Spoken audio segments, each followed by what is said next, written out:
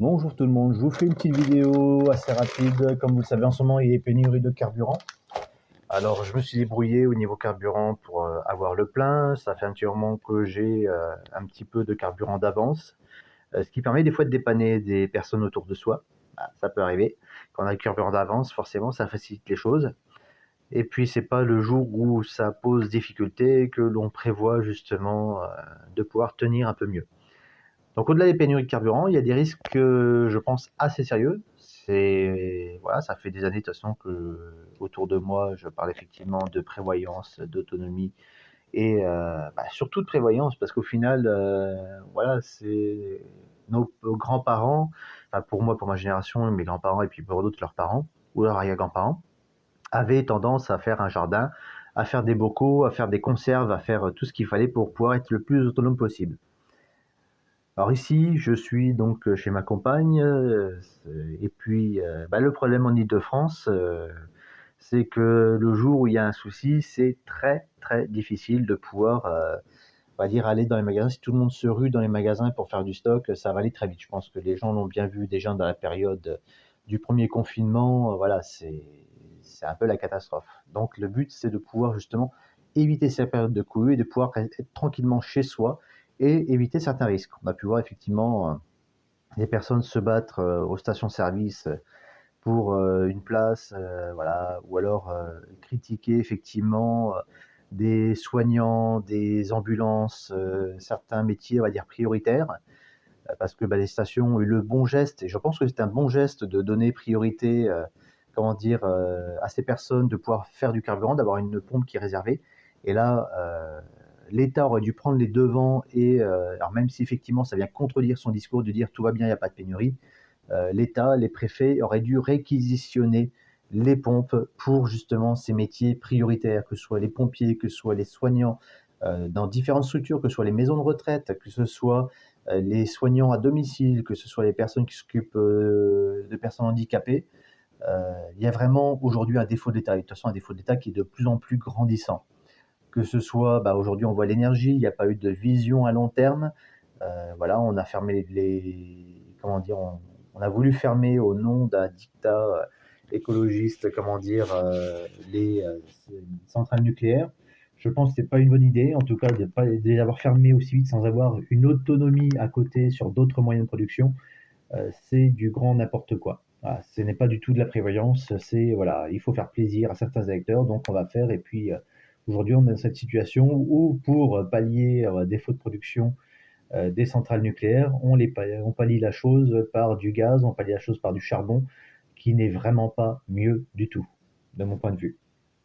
Voilà, surtout qu'aujourd'hui, on a des moyens de réutiliser même les déchets nucléaires, voilà, ce qu'on appelle déchets nucléaires. Il y a vraiment des choses à revoir au niveau, et puis l'État, on peut parler de la santé avec les hôpitaux qui sont démantelés au fur et à mesure. On voit bien ce qui a été fait vis-à-vis des soignants euh, qui refusaient de se vacciner. On peut parler de conviction personnelle, mais à titre personnel, je pense que devaient se faire vacciner ceux qui effectivement étaient particulièrement fragiles. Et puis, au contraire, de donner les moyens, quand on voit ce qui était dépensé pour des cotons-tiges dans le nez, euh, c'est des dépenses qui auraient pu permettre d'ouvrir vraiment beaucoup d'hôpitaux, beaucoup de zones de soins, là où il n'y en avait pas, où il n'y avait plus, où on voulait fermer. Voilà. Et le regroupement des hôpitaux, c'est vraiment de la gabegie, puisque vouloir regrouper, finalement, ça éloigne les gens de pouvoir se soigner. Et on sait aujourd'hui qu'on vient également critiquer, comment dire, des personnes qui vont aux urgences pour de la bobologie. Quand on sait aujourd'hui la difficulté qu'il y a pour pouvoir voir un médecin, il y a quand même un problème. On ne peut pas reprocher d'un côté aux personnes de se retrouver aux urgences pour entre guillemets de la bobologie, et ce n'est pas forcément de la bobologie. Quand vous avez un mal de crâne, que vous êtes enrhumé, que vous ne pouvez pas avoir votre arrêt de travail parce que vous n'êtes pas en capacité d'aller travailler, vous n'allez pas par plaisir attendre 2 heures, 3 heures, 6 heures, quand les personnes qui même meurent sur les brancards dans les hôpitaux.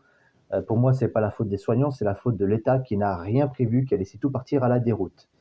De la même façon, EDF qui a été sacrifié, puisqu'on revend à travers l'AREN, on revend un quart de la production électrique à des privés qui ne se font que des bénéfices, voilà, qui font de la publicité, qui revendent la production d'EDF en se faisant de la marge. il y a quand même un problème. Alors au début, c'était pour qu'ils puissent effectivement mettre en place des systèmes de production. Je pense qu'il aurait fallu vraiment poser une contrainte, c'est-à-dire si l'opérateur ne met rien en place pour à terme la partie, on va dire, qu'il achète de production pour pouvoir à terme la produire lui-même, pour investir derrière cet argent, cette manne qu'ils se sont fait pour produire, je pense qu'à un moment, il fallait dire stop, vous sortez du circuit, on ne vous fournit plus rien. Et il y aurait beaucoup moins de difficultés et on ne serait pas dans les systèmes de pénurie actuels. Donc au-delà des pénuries de carburant qui vont faire que ça va être difficile peut-être d'approvisionner certains magasins, que ça va être difficile peut-être pour vous-même d'aller faire vos courses parce qu'on n'aurait plus la même capacité à pouvoir être mobile. Euh, alors moi j'ai fait ce stock-là, je suis chez ma compagne, j'ai fait ce stock-là il y a plusieurs mois.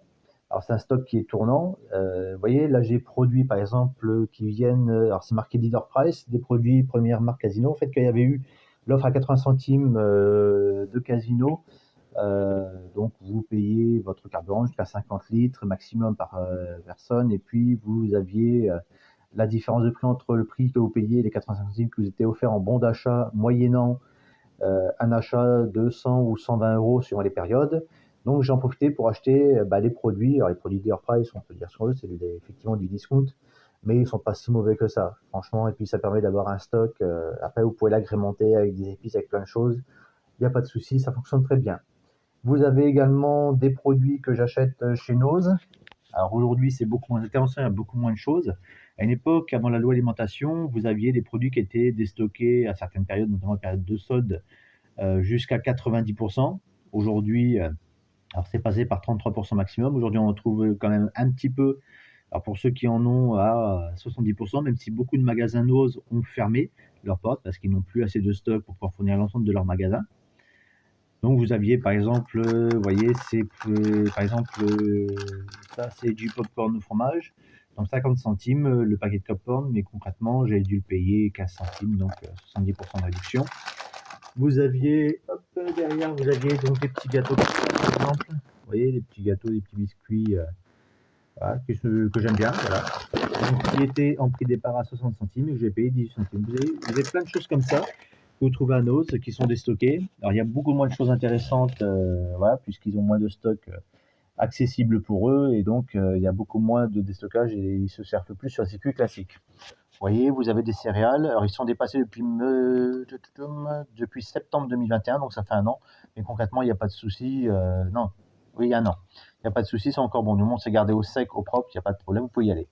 Vous avez également, au-delà de, donc je l'ai dit, Nose, Casino, vous avez également Lidl qui fait des trucs sympas, dans le sens où les produits, bon, qui sont, alors les prix ont augmenté, on ne peut pas dire le contraire. J'ai eu par exemple un jus de fruits comme celui-ci, voilà, par exemple vous aviez ces nectars, voilà, vous avez haricots, mangue, etc., qui étaient encore il y a 2 mois à 99 centimes et qui sont passés à 1,19 €. Donc ils ont pris aussi une montée de prix, comme tout le monde, mais je suis pas sûr que ce soit réellement un coût de production. Je pense qu'il y a quand même un petit peu de profit d'augmenter les prix. Donc vous avez l'application Lidl Plus que j'utilise, et puis quand je passe faire les courses, en général je passe un produit pour ma campagne.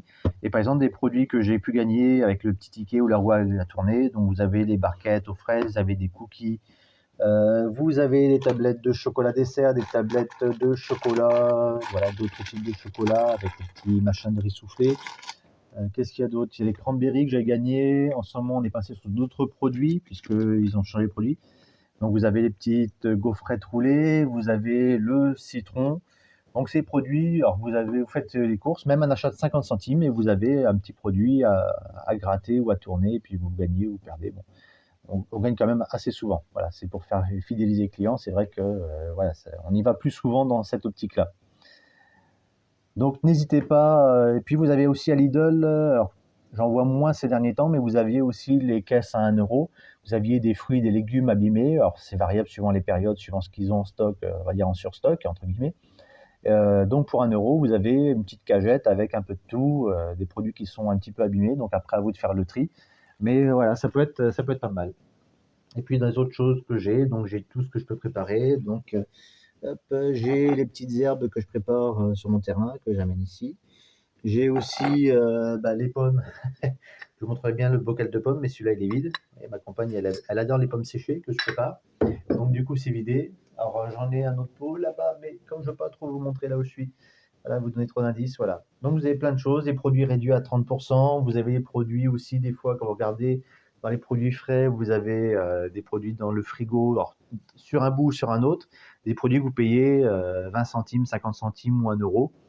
Donc c'est assez intéressant et puis voilà quoi. Donc n'hésitez pas à faire votre stock à l'avance pour éviter les périodes de pénurie, les périodes de cohue ou simplement les périodes où vous avez plus de difficultés à vous déplacer. Alors ça peut être par rapport au fait effectivement de ne pas avoir de carburant, mais un autre moment où vous pouvez vous retrouver en difficulté de vous déplacer, c'est si à un moment vous êtes malade, si à un moment vous êtes cassé une jambe, je ne vous le souhaite pas, mais si à un moment vous êtes dans ces situations que vous ne pouvez plus être mobile, vous êtes dépendant de tiers et c'est beaucoup plus compliqué. Alors que si vous avez un petit stock d'avance, c'est quand même mieux. Donc aujourd'hui, il ne faut concrètement, je pense, plus trop compter sur l'État pour faire les choses, puisque l'État casse tout au fur et à mesure sous comment dire, une idéologie européenne de privatisation, de vertu, du libre circulation des bénéfices qui, au final, va nous plonger dans un chaos de plus en plus important. Et non, franchement, l'Europe, le libéralisme, c'est pas la bonne solution. L'État devrait justement gérer ce qui lui appartient en bon père de famille. Et aujourd'hui, ça n'est plus le cas. Donc prenez les devants, préparez-vous et faites en sorte d'être le plus résilient possible, le plus autonome possible. Sur ce, je vous donne rendez-vous à une prochaine vidéo en dehors de ce coup de gueule.